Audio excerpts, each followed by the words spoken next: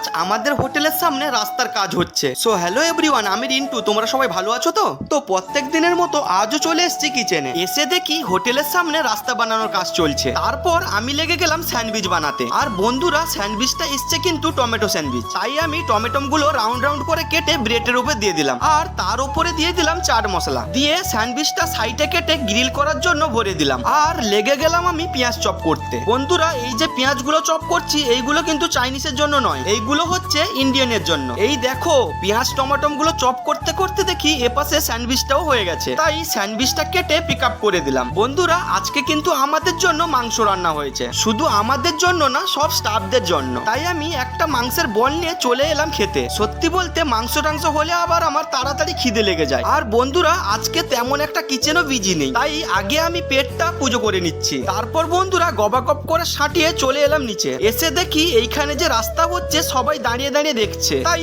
আমিও ওদের পাশে দাঁড়িয়ে দেখতে লাগলাম। বন্ধুরা, এক সময় ছিল ছোটবেলায় যখন রাস্তা হতো তখন আমরা রোলার গাড়ির পেছনে দৌড়াতাম। এখন বড় হয়ে গেছি তো তাই এখন আর দৌড়াই না। যাই হোক বন্ধুরা, তোমাদের ভিডিওটি কেমন লাগলো অবশ্যই কমেন্ট করে জানিও। আর হ্যাঁ, চ্যানেলটিকে সাবস্ক্রাইবও করে দিও। দেখা হচ্ছে নেক্সট ভিডিওতে। টাটা।